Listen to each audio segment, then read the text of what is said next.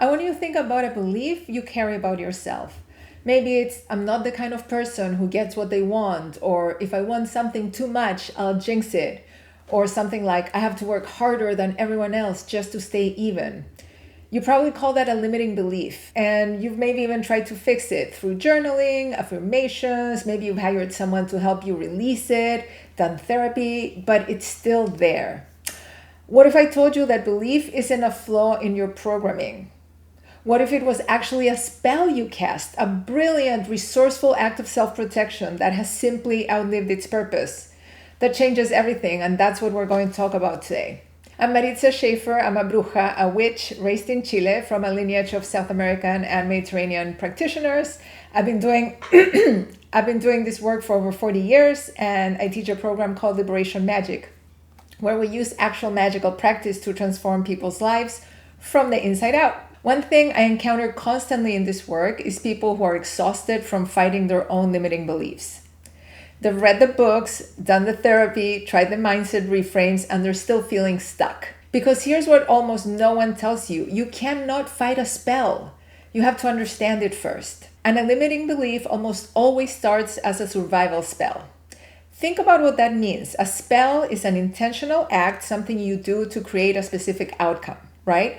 And when you were young or when you were going through something hard, some part of you, some deeply wise, resourceful part made a decision. If I make myself small, I won't be a target. If I don't ask for what I want, I won't have to feel the pain of not getting it. If I'm the strong one, the capable one, the one who doesn't need help, then things will hold together. And those choices worked. They carried you through really difficult times that could have crushed you otherwise. They were not mistakes, right? They were intelligent responses to real conditions. You didn't fail, you survived. And part of how you survived was by casting spells. But magic, like all living things, is meant to evolve. In my tradition, we understand that spells have a relationship to time and conditions. A spell cast to protect you in a particular season under particular circumstances does not automatically update when conditions change. Spells should expire when the conditions when they were cast change, right? So the belief that kept you safe at 12, don't want too much, is still running at 38 or 50. Even though the world you live in is now completely different and you are completely different. That's when a spell starts to feel like a cage, and we call it a limiting belief, right?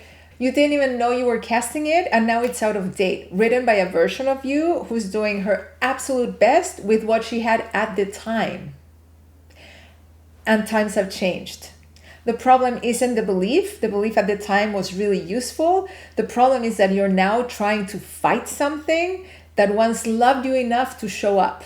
Here's what I see people do when they want to release a limiting belief. They go to war against it, right? They're like, I can't believe this anymore. I need to dissolve this block. I need to release this wound.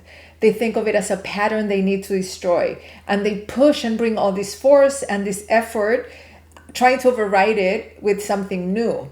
But underneath, that old spell is just sitting there doing what it was built to do, protecting you, holding its ground. Because you never told it the thread was gone, right? You never said, thank you.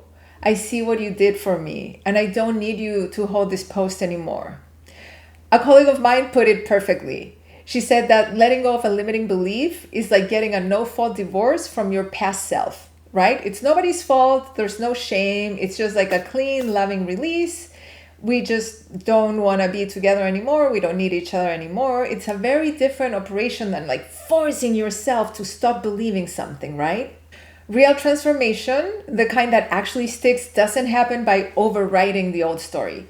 It happens when you bring your full power into the present moment. In Liberation Magic, we work with the conscious mind, the subconscious mind, and what I call the divine self. All three aligned at once, because you can know something logically, believe it emotionally, and still have a deeper part of you running a completely different program.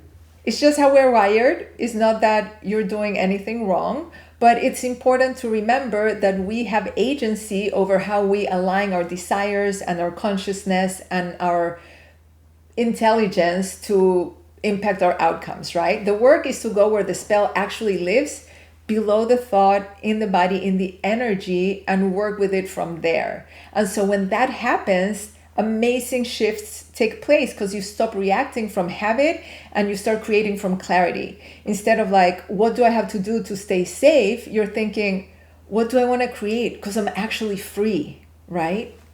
Very different energy. That's when the magic starts moving through you like current and you become the living spell. So if you've had a limiting belief that's been with you for years, you don't want to fight it. You want to get curious about it. You want to understand, when did I decide this? What was happening? What was this belief protecting me from?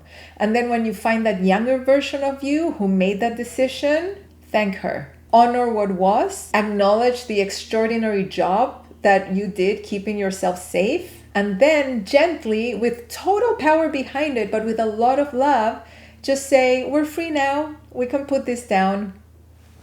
That's not like positive thinking or a mindset hack. It's the beginning of magic. If this landed for you, I want to hear about it. Drop it in the comments. Tell me, what survival spell are you ready to release? And if you're ready to go deeper, to actually do this work with real magical tools in a real container with someone who has been doing this for 40 years, I teach a 13-week program called Liberation Magic. The link is in the description.